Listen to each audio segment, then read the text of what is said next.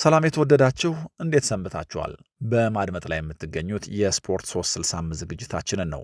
በዚህ የስፖርት 365 ዝግጅታችን በአንፊልድ ሮድ በሊቨርፑልና በማንቸስተር ሲቲ መካከል ተደርጎ በማንቸስተር ሲቲ አሸናፊነት ስለተጠናቀቀው ጨዋታ እናወራለን። አብራችሁኝ እንድትሆኑ በአክብሮት ጋብዛለሁ። ሰብስክራይብ፣ ላይክ እና ሼር ስለምታደርጉ ደግሞ ምስጋና እጅግ የላቀ ነው።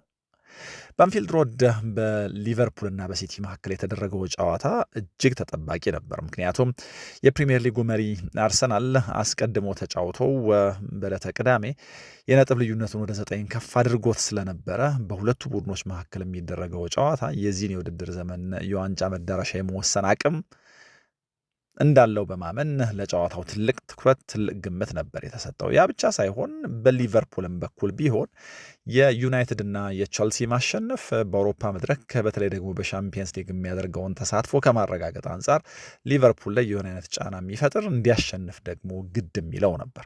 ስለዚህ ጨዋታው ለሁለቱም ቡድኖች በጣም የተለየ ትርጉም አለው። በይበልጥ ግን የዋንጫውን መንገድ ከመጠቆም አንጻር በአንፊልድ ሮድ የተደረገው ጨዋታ ብዙ ትርጉም ነበረው ማለት ይቻላል።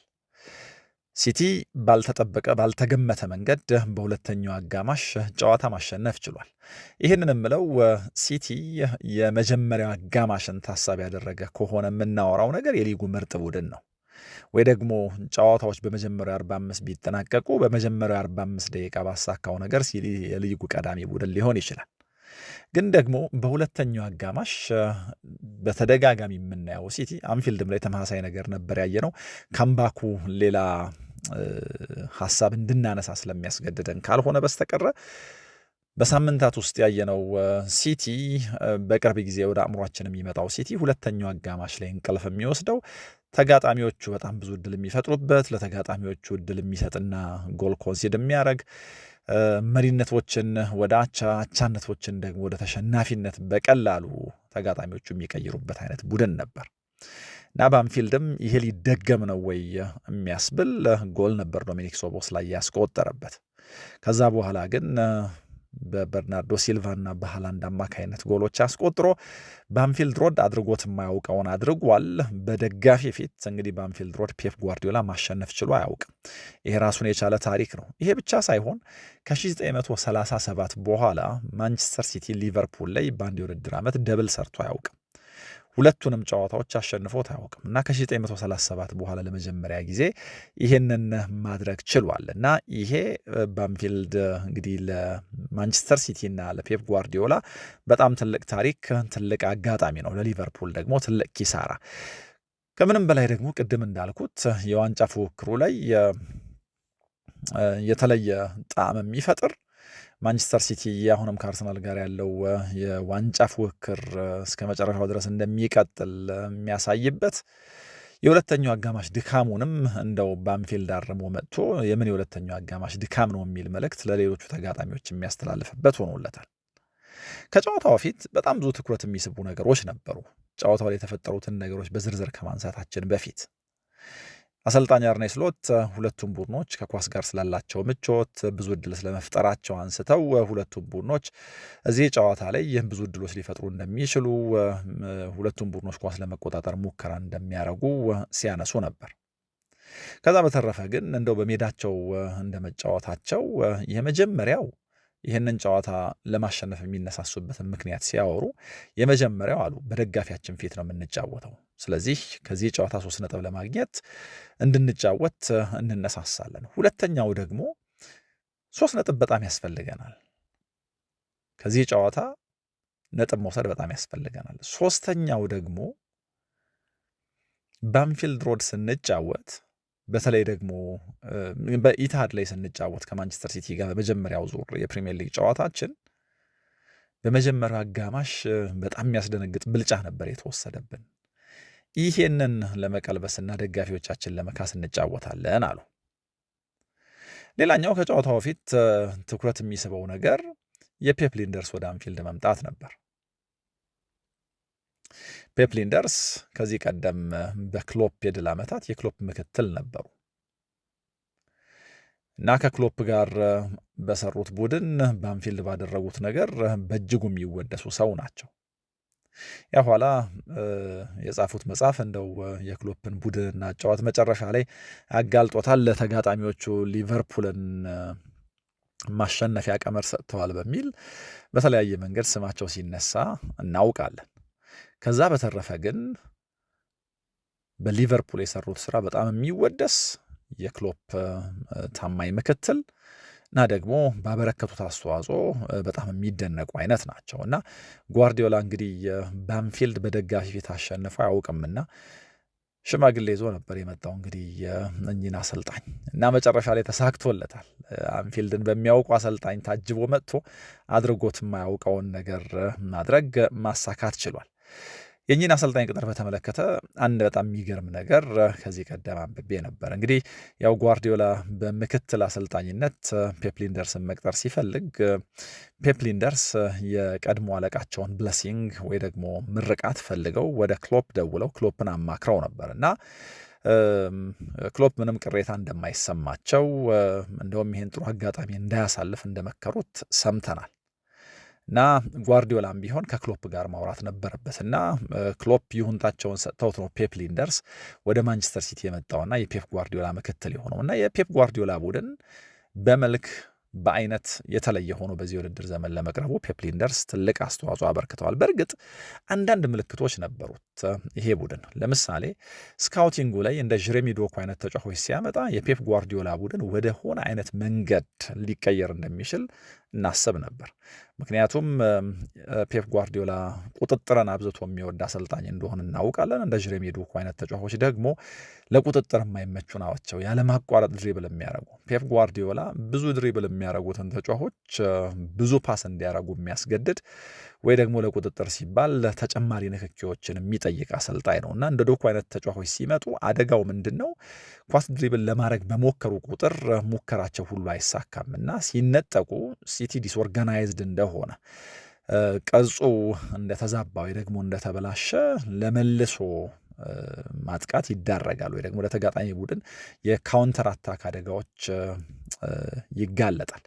ፔፕ ጓርዲዮላ እንደውም ስለ ፕሬሲንግ ሲያወራ ሁል ጊዜም የሚለው ፕሬስ የምናደርገው ያው እዚህም እዚያም የተዘበራረቀ ቅርጻችንን መልሶ ለማስተካከል ነው እና ኦርጋናይዝድ ሆነን በድጋሚ ማጥቃቶችን ለመሰንዘር በቶሎ ፕሬስ ማድረግና የተነጠቅነውን ኳስ መንጠቅ ይኖርብናል ብሎ ያምናል። ለማንኛውም እንደ ዶኩ አይነት ድሪብለር ሲኖር ወይ ደግሞ ቡድን ውስጥ ሲመጣ ፔፕ ጓርዲዮላ አጥብቆ የሚፈልገው ቁጥጥር ላይኖር እንደሚችል ወይ ደግሞ ቁጥጥር ሊቀንስ እንደሚችል እናስባለን። ለነገሩ እንደ ግሬሊሽ አይነት ተጫዋቾች ነበሩት እዚህ ቡድን ውስጥ እና ግሬሊሽ ድሪብል ሲያደርግ ድሪብል የሚያደርገው ግን በተለየ ዓላማ ሆኗል። የፔፕ ጓርዲዮላ ሲቲ ውስጥ በነፃነት የፈለገውን እንዲያደርግ ሳይሆን ኳሱን ይዞት መቆየት እንዲችል ነበር ግሬሊሽ ድሪብል እንዲያደርግ የሚበረታታው። ዶኩ ግን በባህሪ ከግሬሊሽም ትንሽ ለየት ያለ ነው እና ምልመላቸው ላይ የሆኑ ምልክቶች ነበሩ፣ የሆነ አይነት የመለወጥ ምልክቶች ከስካውቲንጋቸው ተነስተን ይህንን ብናወራ። ከዛ በኋላ ግን ፔፕ ጓርዲዮላ ዶናሩማን ሲያመጣ ወይ ደግሞ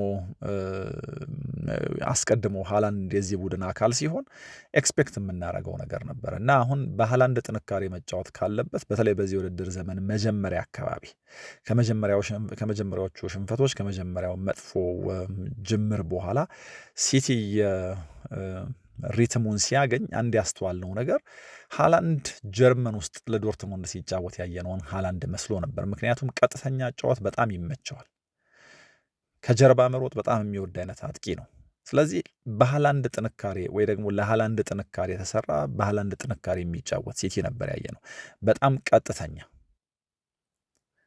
በጣም ዳይሬክት የሆነ ቡድን ነበር የምናየው ማለት ነው እና እዚህ ላይ የፔፕ ሊንደርስ አስተዋጽኦ በጣም ከፍ ያለ ነው። እንዳልኩት ስካውቲንጉ እንደዚህ ያሉ ተጫዋቾችን አስቀድሞም ቢሆን የመመልመል ዝንባሌ ባለፉት 2 ዓመታት ያሳየም ቢሆንም ግን ደግሞ ሙሉ በሙሉ ለመቀየሩ የፔፕ ሊንደርስ አስተዋጽኦ እጅግ ከፍ ያለ ነው። ይሄ ሲቲን በተወሰነ መልኩ ዋጋ አስከፍሎታል። ያው በሁለተኛው አጋማሽ ስለ ሲቲ ማንቀላፋት ብዙ ስንል ነበር ባለፉት ጥቂት አጋጣሚዎች። አንደኛው ምክንያት ያው ሊቨርፑል ውስጥ እንዳደረጉት የተከላካይ መስመራቸውን በእጅግ ወደፊት አስጠግተው ለማጫወት ይሞክራሉ። ይሄ ደግሞ በሜክሺፍት ተከላካዮች የሚጫወት ቡድን ነው። በጉዳት በአቋም መውረድ በተለያየ መንገድ የታመሰ ፔፕ ጓርዲዮላው ማንቸስተር ሲቲ። ስለዚህ ከጀርባቸው የሚጣሉ ኳሶችን ለማስጣል ሲባል ብዙ ሩጫዎች ማድረግ ይኖርባቸዋል ተከላካዮቹ። ይሄን ሊቨርፑል ውስጥ ባደረጉት መንገድ ይሄን በሃይላይን መከላከል ወደሆነ አይነት ፐርፌክሽን እስኪያመጡ ድረስ የሆነ ግርታ መፍጠሩ ብዙ መዳከም መፍጠሩ አይቀርምና ይሄ መዳከም ሁለተኛው አጋማሽ አካባቢ የተከላካይ መስመሩ ተከፍቶ በጥቅሉ እንደ ቡድን ሲቲ ተቸግሮ እንድናየው አድርጎናል እና ሪስኮች እየወሰዱ ግን ደግሞ ጨዋታዎችን ለማሸነፍ እየሞከሩ እንዳለ እናያለን። እዚህ ውስጥ የፔፕ ሊንደርስ አስተዋጽኦ ትልቅ ነው። ይሄ አንድ ከጨዋታው በፊት ትኩረት የሚስብ ነገር ነበር። ሌላኛው ትኩረት የሚስብ ነገር ከነበረ አርኔ ስሎት ኒውካስልን ያሸነፈውን ቡድናቸውን ሳይቀይሩ መግባታቸው ነው። አንድ እኔ ኤክስፔክት አድርጌ የነበረው ነገር ምንድን ነው? ልክ ነው፣ ብዙ ጊዜ ቡድኖች አሰልጣኞች ብዙ ጊዜ አሸናፊ ቡድናቸውን ላለመቀየር ይሞክራሉ። የሰራላቸውን ነገር ለማስቀጠል ይሞክራሉ። ምንም እንኳ ግን ጨዋታው በአንፊልድ ቢደረግ እኔ ኤክስፔክት ያደረኩት ሊቨርፑል ካለበት ወቅታዊ ሁኔታ አንጻር በጣም ኮንጀስትድ የሆነ የአማካይ ክፍል ይኖረዋል ብዬ ነበር ያሰብኩት። ሀሳቡ ግልጽ ነው። እንግዲህ አሰልጣኙ ያደረጉት በ4-2-3-1 የጨዋታ ቅርጽ ሰሞኑን በጣም ጥሩ ፎርም ላይ ባሉ አጥቂዎቻቸው የማንቸስተር ሲቲን ደክሞ የታየ ተከላካይ መስመር መፈተን ነው። ዓላማው የነበረው ይሄ ነው። ግን እንደው ጨዋታው እንደ ከርቲስ ጆንስ አይነት ተጫዋችን በማሳተፍ የአማካይ ክፍል ቁጥጥር ወይ ደግሞ የጨዋታ ብልጫ ተጨማሪ አማካይ ለሊቨርፑል መስጠት ቢችል ኖሮ ምናልባት ከዚህ የተለየ አውትካም ጨዋታ ይኖረው ነበር ብዬ አስባለሁ። ወይ ደግሞ አስቀድመን ብዙዎቻችን ኤክስፔክት ያደረግነው እንደዚህ ነው። እንደውም የመጀመሪያው አጋማሽ ሲጠናቀቅ የሊቨርፑል ደጋፊዎች እንደው አሰልጣኙ ምነካቸው ጆንስን ሜዳ ላይ አናየውም ወይ የሚሉ እስኪመስል ድረስ ማለት ነው። እና ሲቲ በአንፊልድ እንደዚህ ያለ ብልጫ ያደረገበት የመጀመሪያ አጋማሽ ወይ ደግሞ እንደዚህ ጥሩ የተጫወተበት የመጀመሪያ አጋማሽ ከዚህ በፊት ያየን አይመስልም እና ይሄ ካሰላለፍ ጋር ትንሽ ግርታ የሚፈጥር ነበር። ጓርዲዮላ በሸርኪ ቦታ ማርሙሽን ልክ እንደዚሁ እዚህ ጨዋታ ላይ አስገብቶታል። እሱም እንግዲህ ለመልሶ ማጥቃት የሚሆነውን ማርሙሽ በማሰለፍ ሊቨርፑልን የመፈተን ፍላጎት እንደነበረው በደንብ ያሳያል።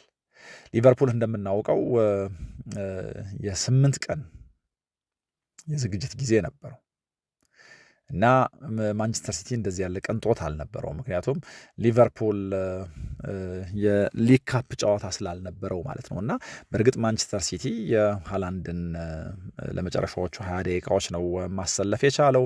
ለእንደ ሮድሪ አይነት ተጫዋቾች ረፍት ሰጥቷል።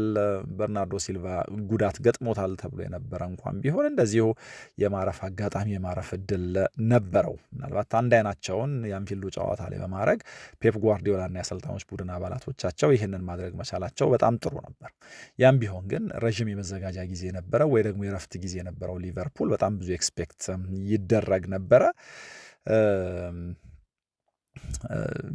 በኤክስፔክቴሽኑ ልክ ሊቨርፑል ማድረግ አልቻለም። ይህንን ስለ እድሎች አልፈጠረም ማለት አይደለም፣ እድሎች ፈጥሯል። ጨዋታው በአንፊልድ የጓርዲዮላ የመጨረሻ ሊሆን ይችላል የሚል እምነትም ነበር ከጨዋታው በፊት። ምናልባት ሌላ ትኩረት የሚስብ ነገር ከነበረ ይሄ ነው እና አንዳንድ አሰልጣኞች ያው በማሸነፍ ብቻ ስማቸው ይገናል። አንዳንድ አሰልጣኞች ደግሞ ያው በጣም በከፍተኛ ተጽዕኖ ፈጣሪነታቸው ለበጎ እግር ኳስ በፈጠሩት ወይ ደግሞ በለወጡት ነገር በጣም ይወደሳሉ እና ጓርዲዮላ በአሸናፊነቱም ይወደሳል። እግር ኳስ ላይ በፈጠረው በጎ ተጽዕኖም ልክ እንደዚሁ በእንግሊዝ ይወደሳል እና እንደውም ከሰሞኑ ጄሚ ካራገር ጓርዲዮላ የተመለከተ አንድ ረዥም ጽሑፍ ጽፎ ነበር እና ያው ምንድን ነበር ጄሚ ካራገር ያለው? በአንፊልድ በሚደረገው ጨዋታ ፔፕ ጓርዲዮላን ኢንጆይ ያድርጉት the greatest football coach of all time ብሎታል። ያው የምንጊዜው ምርጥ አሰልጣኝ ነው ፔፕ ጓርዲዮላ እና የመጨረሻ አንፊልድ ጨዋታው ሊሆን ስለሚችል እንደው ባላንጣነቱ እንዳለ ሆኖ ፔፕ ጓርዲዮላን ግን ኢንጆይ ያደርጉት። እንግሊዝ ውስጥ እግር ኳስን እንደዚህ ባለ መንገድ ለበጎ የቀየሩ በጣም ጥቂቶች ናቸው በሚል ሲያወድሰው ነበር እና ምናልባት እንደተባለው በአንፊልድ የመጨረሻ ጨዋታው ሊሆን ይችላል። ይሄ በሲቲ የመጨረሻው ዓመቱ ሊሆን እንደሚችል ስለሚነገር ማለት ነው እና ደጋፊው ግን በአንፊልድ የመጨረሻው ሊሆን የሚችል ከሆነ ከጓርዲዮላ ጋር ተያይዞ ከዚህ ቀደም የነበረውን ብልጫ ከዚህ ቀደም የነበረውን መኩራራት ይዞ አይሆንም ማለት ነው ጓርዲዮላን የሚሰናበተው። ምክንያቱም ፔፕ ጓርዲዮላ ወደ አንፊልድ መጥቶ ለማሸነፍ በጣም ይቸገር ነበር። እንግዲህ አንድ ጊዜ ነው በአሰልጣኝነቱ በሲቲ አሰልጣኝነቱ ይህንን ያደረገው። ያኔም በኮቪድ ምክንያት ደጋፊዎች አልነበሩም እና በደጋፊ ፊት አንፊልድ ላይ ጓርዲዮላ ሲያሸንፍ ይሄ ለመጀመሪያ ጊዜ ነው። 2016 የሲቲ አሰልጣኝ ሆኖ ከተሾመ በኋላ ይህንን ለማሳካት እንግዲህ በጣም ብዙ አቴምቶች ማድረግ ነበረበት። የዛሬው ጨዋታ እንግዲህ በጣም ብዙ ጫና ሲቲ ላይ የሚያሳርፍ ነበር፣ ግን ጫና እንዳለበት ቡድን አልተጫወተም። በነፃነት ራሱን ለመግለጽ ሞክሯል። እንዳልኩት ሁለተኛው አጋማሽ ላይ የሶቦስላይ ጎል ከመቆጠሩም በፊት ያንቀላፋ የተኛ ይህንንማ ፊልም አይተነዋል የሚያስብል አይነት ሲቲ ነበረ። የሚያስደንቀው ነገር በሁለተኛው አጋማሽ እንደተለመደ የመተኛት አዝማሚያ ማሳየቱ ሳይሆን አገግሞ መነሳቱ፣ ነቅቶ ከጨዋታው 3 ነጥብ መውሰዱ ነው እና ከአርሰናል ጋር ያለውን እንግዲህ ነጥብ ዴፊሲት በ3 መቀነስ ችሏል። ካለፉት 6 ጨዋታዎች አንዱን ብቻ ነበረ ማሸነፍ የቻለው በዚህ የሁለተኛ አጋማሽ መጥፎ አባዜው ምክንያት ማንቸስተር ሲቲ። ይህንን ግን መቀየር የዋንጫው ፉክክር ውስጥ አሁንም እንዳለበት ምልክት ለአርሰናል መስጠት ችሏል እና የመጨረሻዎቹ እንግዲህ 13 የፕሪሚየር ሊግ ጨዋታዎች የበለጠ አጓጊ እንዲሆኑ ይሄ አንፊልዱ ጨዋታ አድርጓል። ለሊቨርፑል ግን በጣም አስደንጋጭ ነው። ምክንያቱም የማንቸስተር ዩናይትድ እና የቸልሲ ማሸነፍ በሻምፒየንስ ሊግ ሊቨርፑልን ከማሳተፍ አንጻር እነዚህ ጨዋታዎች ወሳኝነት ነበራቸውና አለማሸነፉ የሚፈጥረው ተጽዕኖ በጣም ትልቅ ነው። ባለፉት እንግዲህ 4 ጨዋታዎች የዛሬውን ሳይጨምር 15 ጎሎች አስቆጥረው ስለነበረ በተለይ በኢኪቲኬ እና በቪርትስ መካከል የነበረውን ጥምረት ደጋፊው በደንብ ታምኖ ነበረ። ያው ለዛም ነው እንግዲህ አሰልጣኙ ቅድም ያልኩትን 4-2-3-1 የጨዋታ ቅርጽ ይዘው በሳላ ኢኪቲኬ፣ ቪርትስ እና ኮዲ ጋክፖ ለማጥቃት የሲቲን ተጋላጭ የተከላካይ መስመር ለማጋለጥ ሙከራ ያደረጉት። በታሰበው ልክ ነገሩ አልሰራላቸውም። በመጀመሪያው አጋማሽ እንግዲህ ሲቲ በአንፊልድ እንዳልኩት እንደዚህ ያለ ብልጫ አሳይቶ ተጫውቶ አይተነው አናውቅም። በሚገባ ኳሱን ተቆጣጥረውታል። የሊቨርፑልን የመልሶ ማጥቃት አደጋ ማስወገድ ችለዋል። ማድረግ ያልቻሉት ነገር ጎል ማስቆጠር ብቻ ነው። የጨዋታውን ትልቅ እድል ደግሞ ኤርሊንግ ብራውት ሃላንድ አግኝቶ ሳይጠቀም ቀርቷል። ለነገሩ የኤርሊንግ ብራውት ሃላንድ ጎል ለማስቆጠር በጣም ተቸግሮ ነበር። ከዚህ ጨዋታ ፊት ከነበሩት 10 ጨዋታዎች ማስቆጠር የቻለው 2 ጎል ብቻ ነው። የጎል ድርቅ ላይ ነበር። ከሁለቱ ከክፍት ጨዋታ ያስቆጠረው ጎል 1 ነው። እንግዲህ አሁን ይህንን እንደ 11ኛ ጨዋታ ብንቆጥረው ከ11ዱ ጨዋታዎች ያስቆጠረው ጎል 3 ነው። ከ3ቱ ደግሞ 2ቱ በፍጹም ቅጣት ምት የተቆጠሩ ናቸው። ምናልባት ይሄ እንግዲህ በምን ያክል በራስ መተማመኑ እንደሚመልሰው እና በድጋሚ ወደ ጎል አስቆጣሪነቱ እንደሚያመጣው እናያለን። እንዳልኩት ግን በመጀመሪያው አጋማሽ በጣም ስትራግል የሚያደርግ ሊቨርፑል ነበር ያየነው። በጣም ብዙ ክፍተቶች የሚታይበት ማለት ነው እና የተወሰኑ ጥያቄዎች ነበሩባቸው። ለምሳሌ እንደ ፍጹም ቅጣት ምት ይገባናል ያሉበት አጋጣሚ ነበረ። እንደዚህ ያሉ ጥያቄዎች ነበሯቸው ሊቨርፑሎች። በሁለተኛው አጋማሽ ግን በእጅጉ ተሻሽለው ነው የመጡት። እንዳልነው ደግሞ ያው ሲቲም የሚያንቀላፋ ስለሆነ ይህንን ለመጠቀም ሞክረዋል። የሶቦስላይ ጎል ሲቆጠር እጅግ አስደናቂ ጎል ነው። ኦገስት ላይ አርሰናልን ሲያሸንፉ እንግዲህ አርሰናል ከጨዋታው የሆነ ነገር ለማግኘት እንኳን እንዳይፍጨረጨር አድርገው በሶቦስላይ የቅጣት ምት ጎል ማሸነፍ ችለው ነበር እና ልክ አርሰናልን እንዳደረጉት ሁሉ ሲቲንም የሚያደርጉት ይመስል ነበር። ለነገሩ የቅጣት ምቱ ሲመታ የሲቲ 2 ተጫዋቾች ብቻ ነበሩ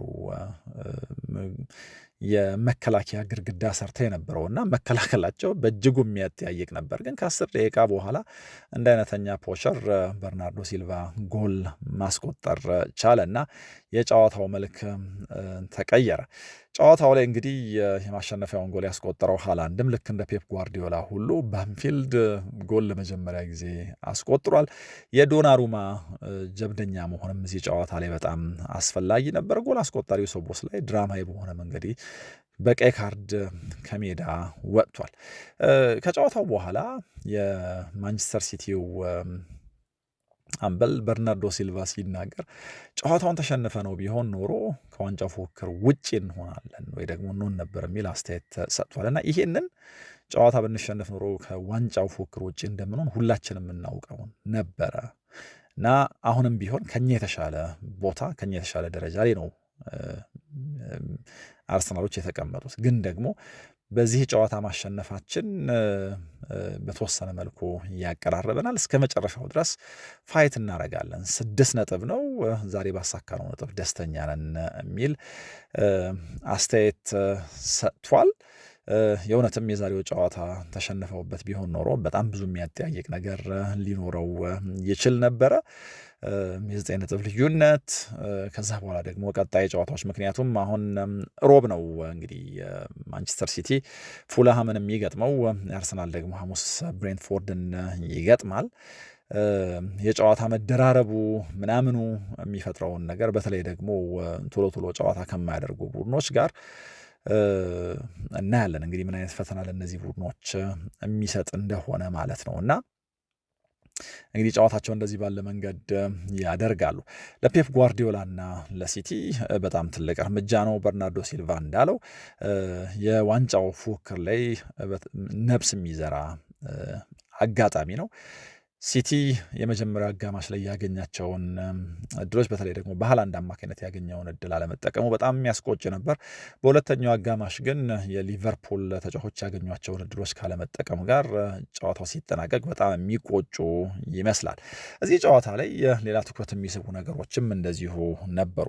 የሶቦስላይ ጎል፣ የሃላንድ እንደዚሁ የማሸነፊያውን ጎል ማስቆጠር፣ መጨረሻ ላይ የተሻረው ጎል የሶቦስላይ ጎሉ ብቻ ሳይሆን የቀይ ካርዱ፣ የቅጣት ምቱ እያንዳንዱን ነገር በተለየ መንገድ ልናነሳ እንችላለን። ጌሄም በጣም ሲጮህበት ነበር እና ኳስ በነካ ቁጥር ሁሉ ሲጮህበት ነበር። ለነገሩ እሱም በተለየ መንገድ እዚህ ጨዋታ ላይ የሚታወስበት ነገር መፍጠር ችሏል። ሊቨርፑል እንደ ቡድን ያሸነፈ የመሰለውን ጨዋታ ሉዝ ማድረጉ ለአርኔ ስሎት ረፍት የሚነሳቸው እንቅልፍ የሚነሳቸው ነገር ነው። ሲቲ ደግሞ ሁሉም ነገር ያበቃለት ሲመስል መነሳቱ ምናልባት የዋንጫ ፉክክሩ ላይ የተለየ መነሳሳት ከሰጠው እናያለን። ከዚህ ቀደም የጓርዲዮላ ቡድኖች ቢሆኑ በእርግጠኝነት እንደዚህ ካለ ድል በኋላ የምንናገረው አንድ ነገር ነበር፣ በቃ ሲቲ ከዚህ በኋላ የሚያቆመው የለም ምናምን እንል ነበር። ይሄ ቡድን ግን እንደዚህ አይነት መልክ እንደሌለው በየሳምንታቱ አሳይቶናል እና የዚህም ጨዋታ ሁለተኛ አጋማሽ ላይ ተጋጣሚው ሊቨርፑል እድሎቹን ቢጠቀም ኖሮ ምናልባት አሁን የምናወራው ወሬ ሌላ ሊሆን ይችል ነበረ እና በጨዋታው ማሸነፉ ብቻ የምናወራውን ነገር አስቀይሮናል እና ግን እንዳልኩት እስከ መጨረሻው ድረስ ሊፎካከሩ ይችላሉ። ቀሪዎቹን 13 ጨዋታዎች ሁሉ ግን ያሸንፋል ብለን የምናስበው ማንቸስተር ሲቲ በዚህ ውድድር ዘመን እስካሁን ድረስ አላየንም። እንደ ቡድን አሁንም በመከላከል ጥያቄዎች ይነሱበታል። ካምባኩ ግን በጣም በጣም አስደናቂ ነው። ሲቲ ከ1953 በኋላ በአንፊልድ 3 ጨዋታዎች ብቻ ነበር ያሸነፈው እና አሁን ይህንንም ታሪክ በበጎ ቅድም ካልናቸው ነገሮች ጋር መቀየር ችሏል። ይህንን እንደ ጥሩ ጎን ልናነሳ እንችላለን። ሌላው ቅድም ከማርኪ ጋር ያልኩት እንግዲህ ምናልባት እዚህ ጨዋታ ላይ አንደኛው የሚታወስበት ነገር ከሳላህ ጋር በነበረው አጋጣሚ ባየው ቢጫ ካርድ ነው። እንደው ጨዋታውን ተሸንፈውት ቢሆን ኖሮ ደጋፊዎች እያነሱ ሲቲን ሞክ ከሚያደርጉባቸው አጋጣሚዎች አንዱ ሊሆን ይችል ነበር። ግን ደግሞ ጫናውን ለመቋቋም የሄደበት ርቀት በጣም የሚያስደንቅ ነው። ለሊቨርፑል በጣም መጥፎ ቀን ነበር። በጨዋታው መገባደጃ ባስቆጠረው ጎል ወይ ደግሞ እንደው ሲቲ ያገገመበታል ተብሎ የማይታሰበው ሁለተኛ አጋማሽ በዚህ ውድድር ዘመን ካስቆጠረው ጎል በኋላ ያገኛቸውን እድሎች በሙሉ ሳይጠቀም ቀርቶ መጨረሻ ላይ እንደዚህ ባለ መንገድ መሸነፍ ለደጋፊው ስሜት የሚሰጥ አይነት አይደለም። በዛ ላይ ደግሞ ዩናይትድ በመደዳ ጨዋታዎች እያሸነፈ ነው። ቸልሲ ልክ እንደዚህ በመደዳ ጨዋታዎች እያሸነፈ ነው እና ከዚህ አንጻር ለሊቨርፑል በሻምፒየንስ ሊግ የመሳተፍ ጉዳይ አጣብቂኝ ውስጥ እየገባ መጥቷል እና ለአርኔ ስሎት ይሄ ውድድር ዘመን በጣም ብዙ መጥፎ ነገሮች ያሉት ነው። የስኳድ ኢምባላንሱ መነሳት ይኖርበታል። 2 በባህሪ ተመሳሳይ አጥቂዎች ለመግዛት ከፍ ያለ ገንዘብ አውጥቶ ችግር የነበረባቸውን ቦታዎች አድሬስ አለማድረግ የሊቨርፑልን የክረምት ግዢና እንዴት ያለ ቡድን የመሆን ዓላማ ይዘው እንደተነሱ ጥያቄ ውስጥ የሚከት ነው። ሲቲ ግን በዚህ ውድድር ዘመን እንደው ፔፕ ጓርዲዮላ ከጠበቀው ፈጥኖ አርሰናልን በእርግጥ ፉክክር ውስጥ እንዲገቡ እድል የሰጣቸው ይመስላል። ይሄ የአርሰናል ዓመት ይመስል ነበረ። ምክንያቱም የባለፉት ዓመታት ጥንካሬ ከዚህ ውድድር ዘመን ደካማ የሲቲ ጅምርና በመሀልም ሲቲ ከሚያሳየው ደካማ አቋም እንዳልኩት በተለይ በሁለተኛው አጋማሽ ከሚያሳየው ደካማ አቋም እና በተደጋጋሚ ከመሸነፍና ነጥብ ከመጣል አንጻር የአርሰናል እድሎቹን ቢጠቀም ኖሮ የዋንጫው ፉክክር ምናልባት አሁን እንደምንለው በቀሪዎቹ 13 ጨዋታዎች ሳይሆን ኦልሬዲ ተወስኖ ሊሆን ይችል ነበር። ይህንን እንደ ቡድን ማድረግ አልቻሉም። ግን ሲቲ እዚህ ፉክክር ውስጥ ገብቶ በቀላሉ ደግሞ እጁን የሚሰጥም አይነት አይደለም እና እስከ መጨረሻው ድረስ ሊፎካከሩ እንደሚችሉ እዚህ አንፊልድ ጨዋታ ላይ ምልክት ሰጥተዋል። በቀጣዩ ሮብ ግን ምን አይነት ቡድን ልናይ እንደምንችል ይሄ ሲቲ ቅድም እንዳልኩት ያው ይሄ ምልክት እንኳን ቢሆን እዚህ ጨዋታ ላይ እንግዲህ የተለየ መነሳሳት ከፈጠረላቸው እናያለን።